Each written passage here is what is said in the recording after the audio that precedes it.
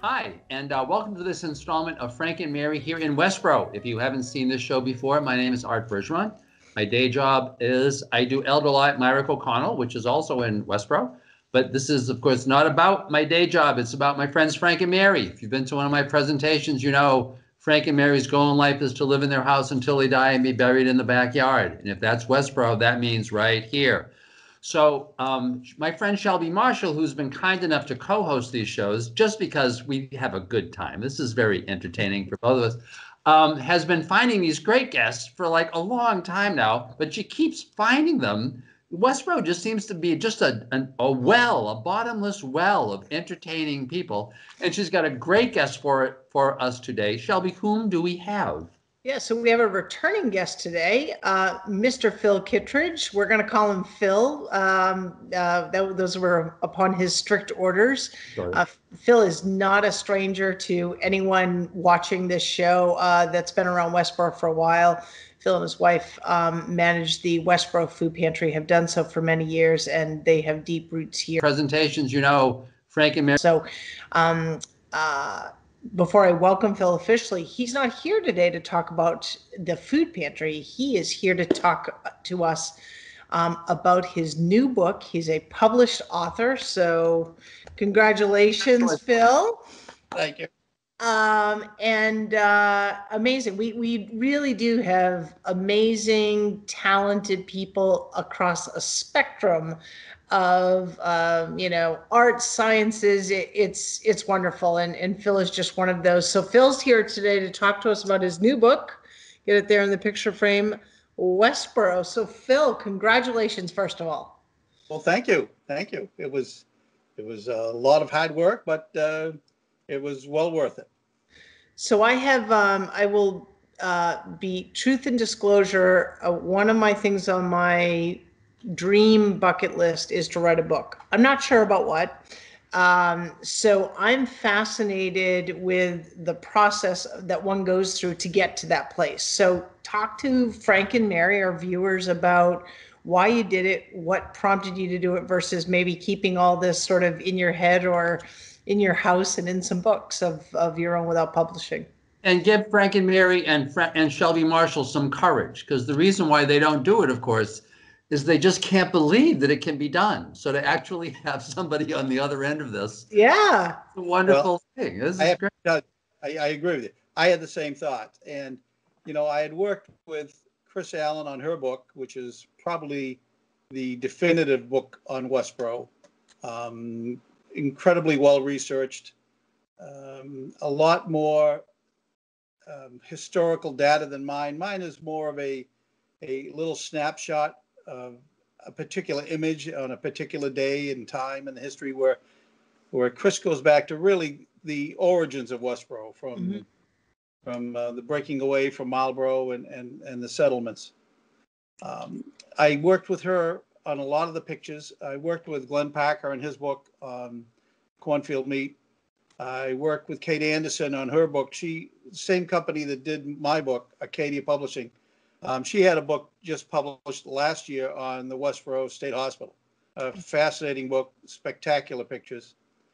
And my pictures have been in different newspapers, magazines. They were in a lot of the old pictures I had of the State Hospital were in a Boston Globe's Spotlight series a few years ago. So I've always had an interest in pictures of Westboro and the images themselves.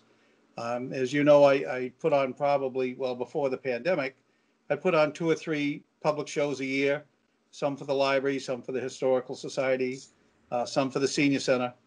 A lot of the images are all, converted to digital, and then picture looks a lot different when it's 5 feet by 8 feet on a screen than it does in a little book. Yeah. You can see all the detail. So on the last, and I've always wanted to do a book, but it was very overwhelming, and my collection, I have probably about 500 different Westboro postcards, all different, about 100 different Westboro stereo views, if you remember the old stereo. Across a spectrum. Back and forth. Stereopticons. Stereopticon, yep. Stereopticons, yeah.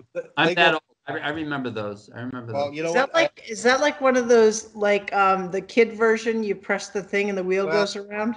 it evolved to that, but what it was originally was a camera with two lenses, and it took two pictures about 4.5 inches apart, which was supposed to duplicate about the distance between your eyes. And then they would mount the two pictures on a piece of cardboard, and then you would look through a little handheld viewer, and like almost like it would look like a pair of binoculars, Yep. and would combine the two images into one. Pretty cool. And the thing about those is they are the earliest images I have of Westboro. Some of them go back to the 1860s, Wow. where Westboro really looked like Tombstone, Arizona, with dirt streets, but it was and horses tied up every 100 feet. It's hard to visualize what the town looked like back then, but that's exactly what it looked like. Yeah. So having all of these images and having, literally Truth and disclosure, large prints to maps, to other photographs, I really wanted to do a book, but it was just very, very overwhelming to try to get everything coordinated. So what I did was I also have a very large collection of glass negatives, about 500 of them. Now, these are the original negatives that the photographers took between approximately 1880 to around 1910, 1915. And if you remember you've probably seen the guy with a big wooden camera and he throws the hood over his head and he climbs underneath. Well, that's what these were. And you think of a traditional camera with a negative about this little bigger size than a postage stamp. would this have been a photo that person would have taken? Yes. Okay. Yep. So for folks that can see it, it's a lady in her home playing piano. Yep. Yeah. And the detail is terrific on those big. Yeah. Well, what you got to realize again, we think of a negative about the size of a postage stamp. These cameras took it on a plate of glass coated with an emulsion up to the size of 11 by 14 inches. Oh. So what you had was you have a much, much sharper, crisper image than you could possibly get with conventional film equipment. Yeah. So what I did was originally I used to do a lot of photography. I had cleaned a bunch of them and processed them in my darkroom. I had a large darkroom at home, and that's where I'm wondering what this guy doesn't do. Don't you, Arthur? Well, I mean, he's like a firefighter, an author, a historian. Yeah. And he does the food pantry. Yeah. Oh my God. How does have hobbies, Right. I think his brother Bill, though, actually runs the food pantry. That's a kind of a more of an inside joke. So, sorry. Sorry, Phil. Keep going. No, that's okay. So what happens is I said I'm going to concentrate just on the glass negatives. Yep. It's taken me literally probably 15 years to go through all the glass negatives, to clean them, to restore them. Some of these had sat in attics for 70, 80 years. They were covered with literally a couple inches of pigeon poo. Yeah, stuff.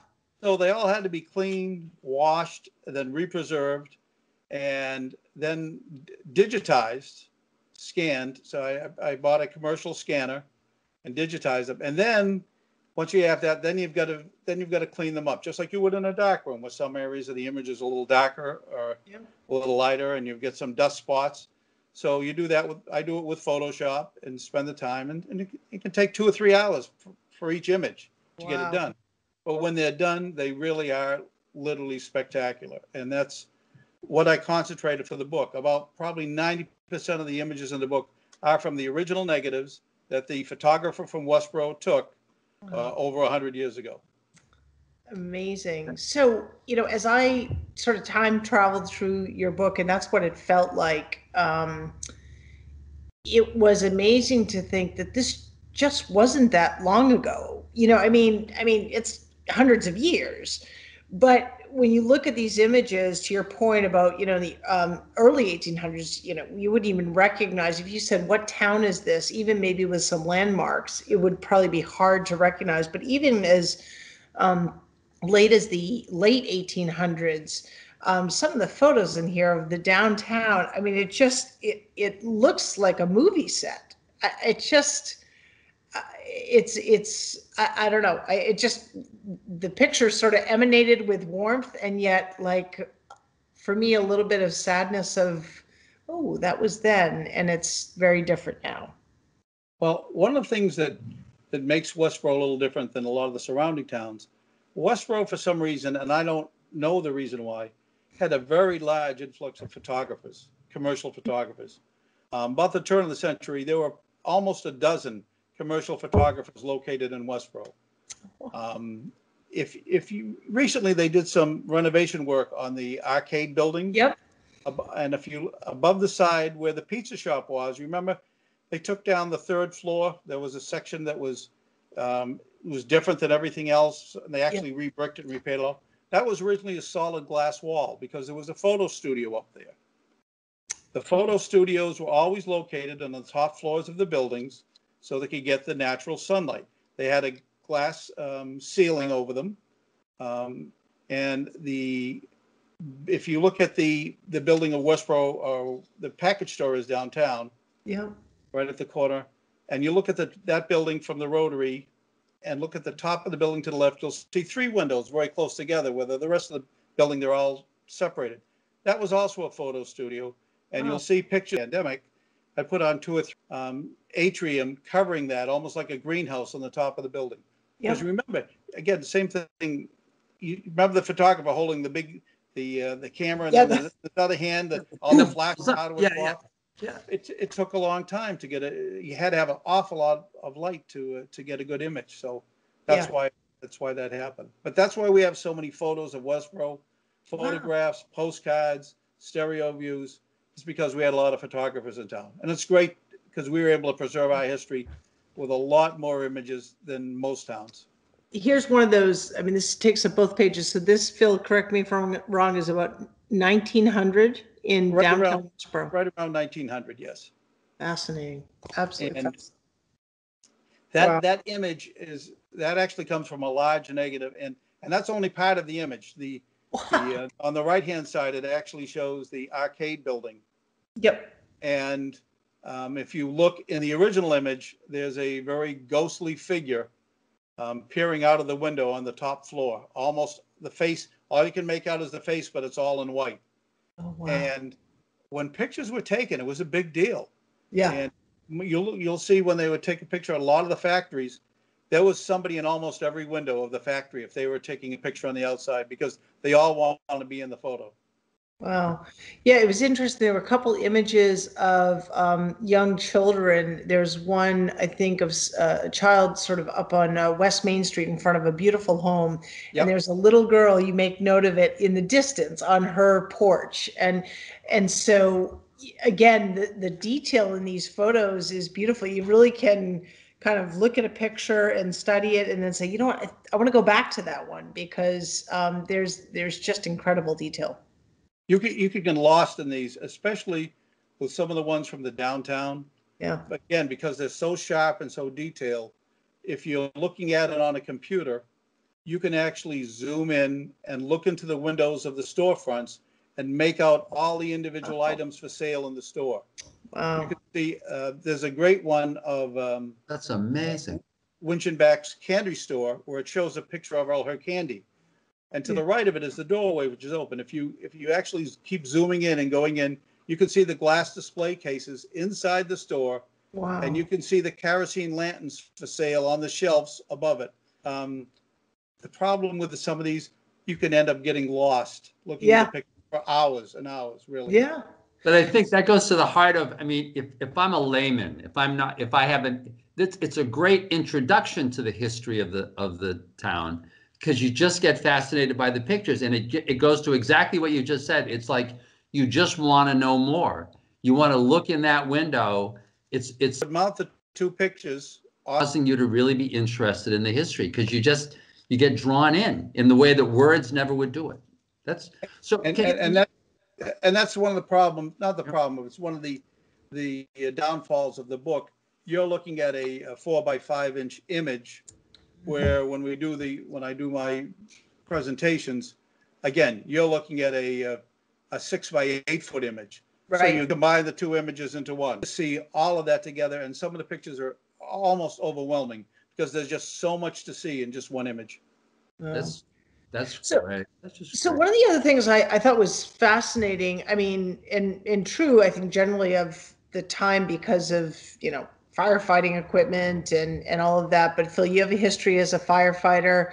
Um, a lot of fires in Westboro. I mean, that took out massive buildings. Can you speak to a little bit of that? I mean, was that unusual? Was there something unusual about Westboro, or was that truly part of kind of the time given fire suppression systems and how buildings were built?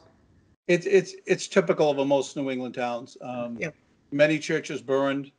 Westboro was fortunate. We only lost one. Well, I shouldn't say that. We lost two St. Luke churches Yes. before they built one out of brick. It's like Three Little Pigs. Okay, Yeah. the third one we're going to do in brick. But you remember, these are the tallest buildings in town. They really had. Yeah. So they burned candles. A lot of these buildings did not have electricity. All of these images, and so there was it was just a lot more dangerous time. But the biggest problem with Westboro was a very, very conservative, frugal town in the beginnings. They were reluctant to do almost anything. They did not have a high school until the state ordered them to construct a high school. They did not have a fire department, and residents had asked until a bunch of business owners signed a petition and filed legislation with the state to order the town to establish a fire department in Westboro. No kidding. And you know what's amazing? Again, I collect all of these different things for years and years. Since high school, for 50 years, I've been collecting Westboro ephemera. I had got a call from a book dealer down the Cape, and I was always have permanent wants. And he said to me, "I got some great books on Westboro if you're interested." So some log books and stuff. I said, "Oh, sure, I'll be down." In the box that I bought was a banana box full of books, was the original letter written by the businessmen of Westboro to the state requesting a fire department be established in Westboro in 1842. It was the first logbook of the Westboro Fire Department. Wow. It was the first logbook of the keeper of the lockup for the town of Westboro. It was the records for the Westboro Poor Farm from the 1850s. Wow. It was the records of residents of Westboro eligible to serve in the militia. Mm-hmm. So all of these things, all of these books, they're going to end up at the library. The one on the police department is in the hands of the police department. I gave it to them.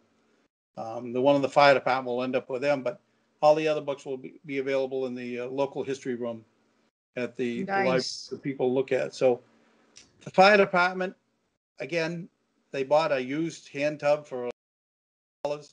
It lasted a year. So then the voters finally agreed to buy one. But one of the things they didn't do, they didn't establish a water supply in town. What they did do is they actually built cisterns, and there was about 20 of them in town. And as long as you had a fire and it was near one of these cisterns that held about 700 or 800 gallons of water, you might have a chance. Mm. But if you had any kind of business or industry, you usually didn't. Yeah. So there was fire after fire. The big Whitney House Hotel that burned, the National Straw Works that burned, everything from the Rotary almost down to the Keating Block. Multiple fires. And what finished it off was in 1947 with a big hat shop fire next between the fire station and Phillip Street. Okay. That whole area, there was the hat shop and the boot shop. They caught fire. They could only get enough water to reach the first floor, and it's a 4-story building. Yeah. And remember, in the old buildings, they used to use pulleys and belts, so there was holes through the floor. Sure. So the fire just traveled through the whole building. Right. Yeah. After that, the town finally said, well, I guess we better do something. Wow. So they built the first standpipe up behind the old former Mass Electric behind BJ's, and established a high-pressure water system in town. Oh. And you have a much dated it ever since. So we're in pretty good shape now. Well, and now you have selectmen like me that just like to spend money, right? So now we just keep up. I'm kidding, kidding, Oh, kidding. well, I tell people, people say that, oh, these selectmen, they just want to do this. And I said, no, it's not the selectmen. It's the voters. The voters at town meeting have historically asked this town to have either a better fire department than surrounding towns, a better police department, a better school department, a better highway department. It's not the selectmen, it's not the town manager, it's the Oh, voters of Westboro. thank you, Phil. Thank Well, you. it really is, and you know what, people know that, but you guys you're in the limelight, so you're an easy Yeah, target. right. Yeah, we're the stars of the circus sometimes. So Maybe Phil, do that's you why have? you get some voters that want to go back to the old days, Yeah, Why, that. why do we need that fire department exactly, right? We haven't had a Well, fire in ages, right? let me tell you a quick story. I was volunteering yesterday at the high school as part of the Rotary Club, just helping people in and out and directing them to their precinct. And we had the doors open, um, uh, and folks were holding them. And then we had a prop; they were propped open, to let fresh air in and all, given COVID. And it was this one. And he came out and he was like trying to close the door. I said, "Oh, it's okay, sir. You can leave it open. We're just trying to. It's just easier for folks coming in and out and traffic flow." And he goes, "Just like Westboro, let the heat right out and spend the money." And I, and I said, respectfully, I understand, but we're going to keep the door open. It was That's just, right. it That really was is charming. just But like so, Phil, I'm curious, are there, do you get attached to photos in your book? Are there sections in the book that you're particularly proud of that you want to call our attention to? Well, yeah, I've always liked pictures of people.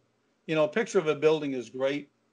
And we've all seen there's always been a lot of pictures of the train station and different views. The one that I put in the book shows one of the train workers just sitting outside the train station. And again, the pictures are so sharp, you can make out the detail in that face. If you know who he was, it's very easily to recognize him. Probably one of the best pictures, and it's because it's a great picture. It's a panoramic shot of the young boys at the Lyman School. Mm, It's a 2-page spread in there, and yep. I think I just it's have my hand on it. show them. Some of these had sat. I don't know if I. Let me see if I can. Let's see if we can fix it so you can see here.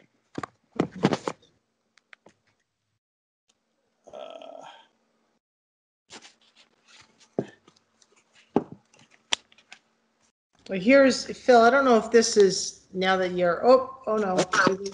Is this I'm it, lost. Phil? I'm lost. I lost you all here. Oh, well, we can still see you. we can Okay, hear and see you. go back. Yes, that's the one. Um, the pictures of the boys. If you look at now, this picture is probably only about a third of how many boys were in the picture. Wow. But if you see the faces on the commercial scanner and digitize, they all look dead. There's no life in them, with the exception of maybe one or two.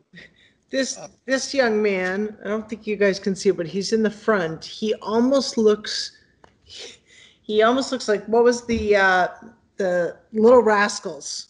Oh, yeah. It's like his face stood right up. But you're right. I mean, it's kind of their, yeah. and this was these boys never got to perform for the public. This was one of the things that they had to do as part of their regular routine up at the school. As they got older and they became more proficient, take 2 or 3 hours for each image. Were in a band and they performed at different town functions Yeah. over the years.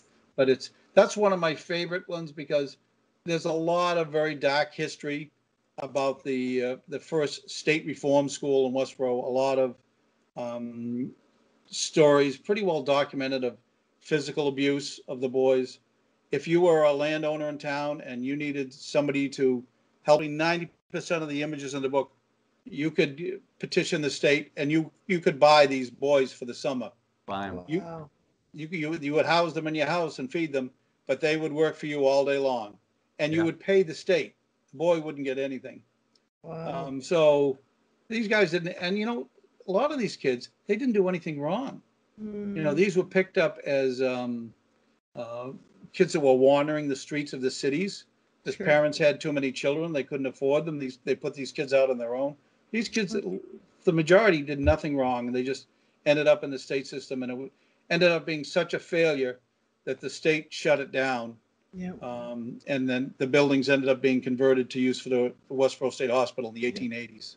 And So then I guess I would just say, Frank and Mary have to have this book.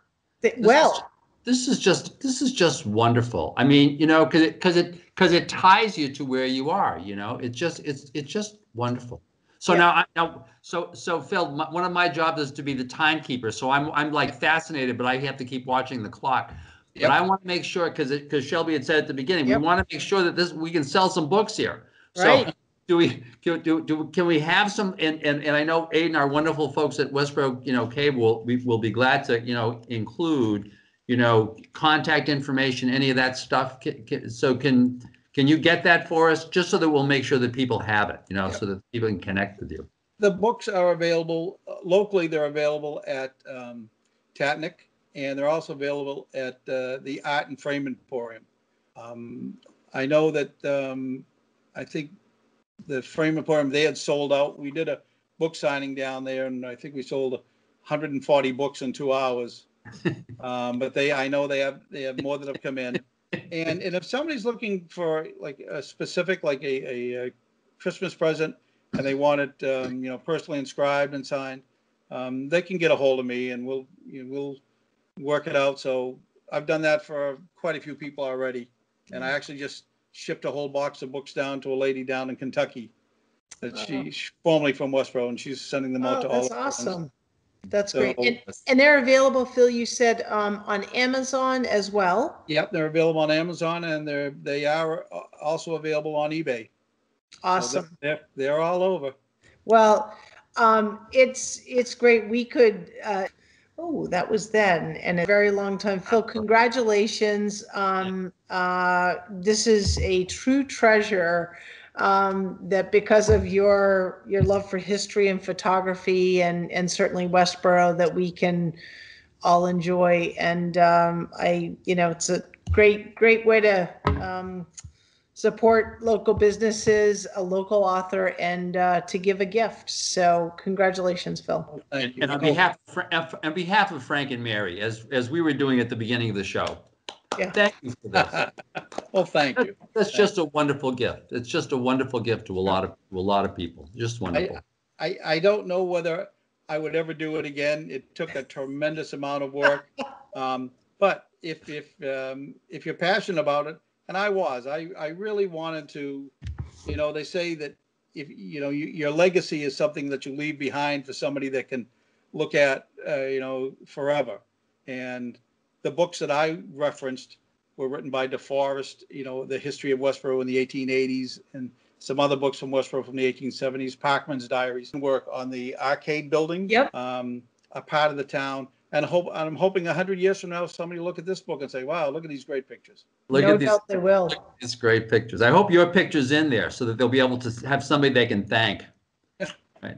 Well, so, no, my little name right on the front, that's all. Little letters. Thank you so much. Shelby, thank you so much for this. Yeah. This is great. Well, it's great. And once again, for the holidays, it's a great for folks to know that if they've got a Frank and Mary in mind, right? If they've got a relative that they want to take, really gives them something special, this is it. This is really it. So thank you, Phil. Thank you once again, Shelby. And once again, as you can tell, we love doing these shows. Thank you, folks. We hope you enjoy them as much as we enjoy them. And we'll look forward to seeing you on the next installment of Frank and Mary here in Westboro. Thank you very much. Bye. Bye.